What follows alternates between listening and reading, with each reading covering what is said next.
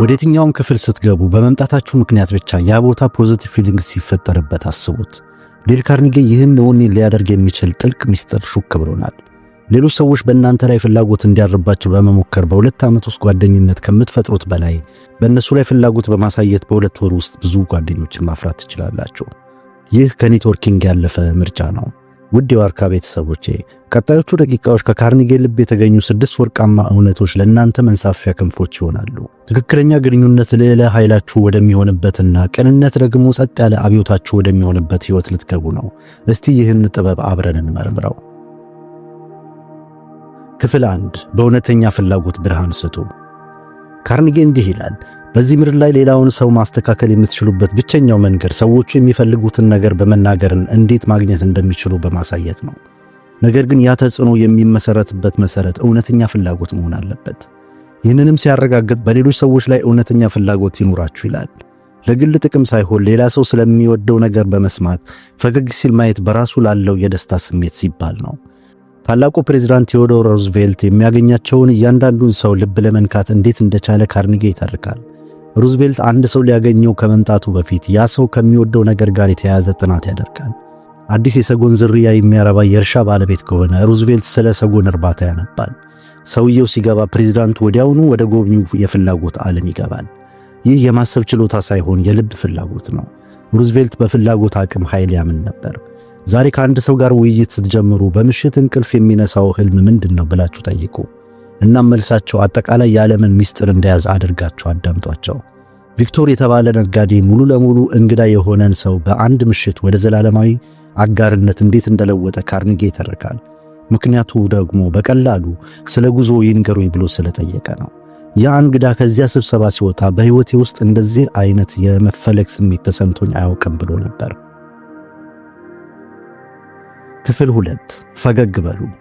ካርኒጌ ፈገግታ በውስጣችን ያለውን ደስታ ለዓለም የምናሳይበት ቀላሉ መንገድ እንደሆነ ይገልጻል። በፊታችን ላይ የምናሳየው ገጽታ በጀርባችን ከምንለብሰው ልብስ የበለጠ አስፈላጊ ነው ይላል። እውነተኛ ፈገግታ ከልብ የሚመጣና ቀጥታ ወደ ልብ የሚገባ ነው። ካርኒጌ የኒውዮርክ አክሲዮን ደላላ የነበረውን ዊሊያም ዚግለርን ታሪክ ይተርካል። ዚግለር በሥራው ጭንቀት የተነሳ ሁል ጊዜ የተኮሳተረ ፊት ነበረው። ካርኒጌ ፈገግታ የገንዘብ ዋጋ አለው ብሎ ካስተማረው በኋላ ግን ዚግለር ሆን ብሎ ጠዋት ከመውጣቱ በፊት በመስታወት ፊት ፈገግ ማለት ጀመረ። ለሚስቱ፣ ለጸሐፊውና ለሁሉም ሰው ፈገግታን መረጠ። ውጤቱ ዚግለር በሥራው ላይ የመተማመን ስሜት ተሰማው። ደንበኞቹ በዙሪያው መሆንን ወደዱ እና ንግዱ በከፍተኛ ሁኔታ አደገ።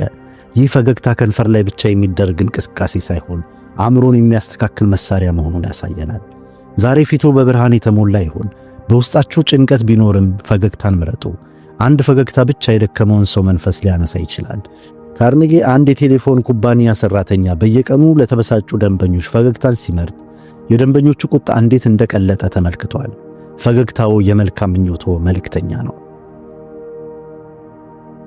ክፍል 3 ስሞችን ተጠቀሙ። ካርኒጌ የአንድን ሰው ስም ማስታወስ በየትኛውም ቋንቋ ለዚያ ሰው እጅግ ጣፋጭና አስፈላጊ ድምፅ ነው በማለት የማንነትን ኃይል ይገልጻል።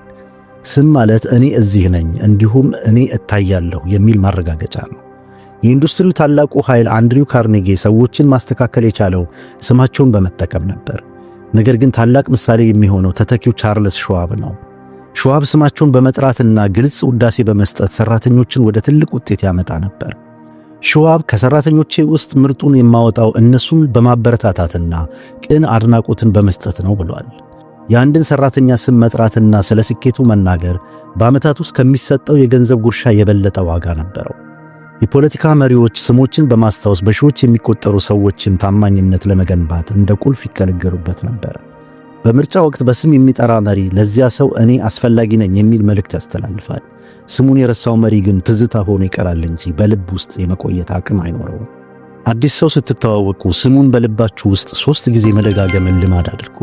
በሚቀጥለው ስትገናኙ ሄሎ እከሌ ስትሉ አልረሳውህም ወይም አልረሳውሽም፣ ላንቺ ወይም ላንተ ትኩረት ሰጥቻለሁ እያላችሁ ነው።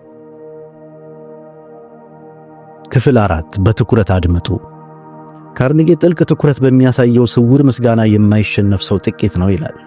ማዳመጥ ማለት ለሌላው ሰው ጊዜህንና ልብህን እሰጥሃለሁ ማለት ነው። ካርኒጌ አንድ የኩባንያ ምክትል ፕሬዝዳንት ከከባድ ቅሬታ አቅራቢ ደንበኛ ጋር እንዴት እንደተነጋገሩ ይተርካል። ደንበኛው ተበሳጭቶና ተቆጥቶ ስልክ ይደውላል። ምክትል ፕሬዝዳንቱ ግን አልተከራከሩም፣ ምንም አልተናገሩም። ዝም ብለው አዳመጡ። ለሰዓታት አዳመጡ። ደንበኛው ሲደክም ምክትል ፕሬዝዳንቱ በገርነት ጥቂት ጥያቄዎችን ጠየቁ።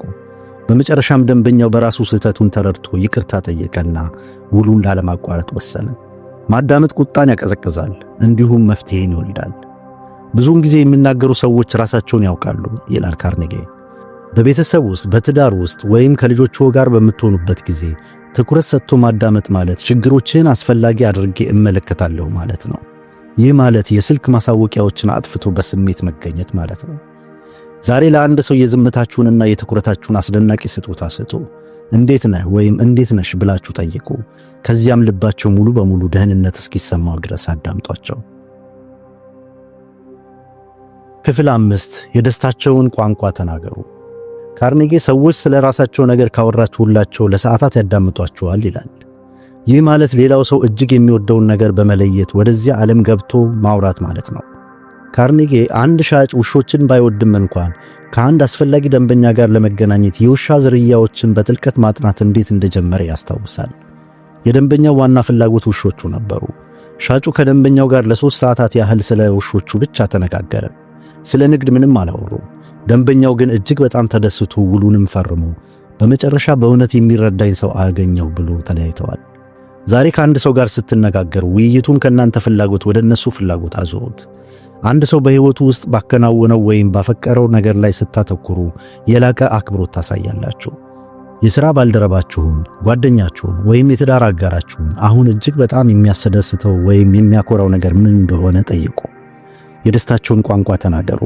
በዚያ ቅጽበት ተጽዕኖ ማሳደር ብቻ ሳይሆን የማይረሳ ትሆናላችሁ። ክፍል 6 አድናቆት ስጡ። ካርኔጌ በሰው ተፈጥሮ ውስጥ ያለው ጥልቅ ፍላጎት አስፈላጊ የመሆን ምኞት ነው የሚለውን መርህ ያስረዳል። ያን ፍላጎት ለማርካት ቀላሉና ኃያሉ መንገድ ደግሞ በምስጋና ውስጥ ልባዊ ሁኑ፣ እንዲሁም በውዳሴ ውስጥ ለጋስ ሁኑ የሚለው ነው። ካርኔጌ በቅን ምስጋና እንዴት የሰዎችን የሥራ አፈጻጸም እንደሚያሻሽል ያሳያል። ስኮቲ ጋሎዌይ የተባለ መሐንዲስ ሰራተኞቹ ትኩረት የማይሰጡና ሥራ የሚበላሽባቸው መሆኑ ያሳስበው ነበር። ካርኔጌ ከትችት ይልቅ ቅን አድናቆትን እንዲጠቀም መከረው። ጋሎዌይ አንድ ሰራተኛ ጥቂት ስህተት ሳይሰራ ሥራውን ሲያጠናቅቅ በአደባባይ አወደሰው። ከዚያ በኋላ ያ ሰራተኛ ከፍተኛ ጥንቃቄ ማድረግ ጀመረ። ምስጋናቸው አጠቃላይ ሳይሆን ግልጽና ልዩ መሆን አለበት። ጥሩ ሥራ ነው ከማለት ይልቅ ለዝርዝር ጉዳዮች ትኩረት በመስጠት ፕሮጀክቱን ከስህተት አድነሃል፣ አመሰግናለሁ በሉት። ዛሬ ቢያንስ ለ2 ሰዎች አንድ አረፍተ ነገር ያለው ልዩና ቅን ውዳሴ ተናገሩ። ለሌላ ሰው ልክ እንደ መምህሩ በአንተ ውስጥ ታላቅነት አለ እንዳለው አይነት መልእክት አስተላልፉ። በዚህ ተግባር የደግነት ሰንሰለት ታነቃቃላችሁ። አሁን ከዴል ካርኔጌ የተገኙ 6 ዘላለማዊ እሴቶችን ተምራችኋል። የሚያነቃ ፍላጎት፣ የሚፈውስ ፈገግታ፣ የሚያከብር ስም፣ የሚወድ ማዳመጥ፣ ውድ ሀብት የሚሰጥ ንግግር፣ እንዲሁም የሚለውጥ ውዳሴ። ካርኔጌ መጽሐፉን የሚዘጋው በቀላልና ጥልቅ በሆነ ቃል ኪዳን ነው። በአንድ ቀን የምስጋና ቃል ብቻ የዓለምን ደስታ በ1 ግራም መጨመር ትችላላችሁ። በአንድ ተግባር ጀምሮ፣ አንድ ፈገግታ፣ አንድ ስም፣ አንድ አድማጭ ልብ። በ30 ቀናት ውስጥ ሕይወታችሁ በእውነት ወዳጅ ብለው የሚጠሯችሁ የነፍሶች አትክልት ስፍራ ይሆናል።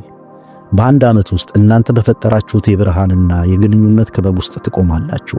ይህ ኃይላችሁ ነው። ይህ ዕጣ ፈንታችሁ ነው። እስከ መጨረሻው ስለተከታተላችሁኝ አመሰግናለሁ።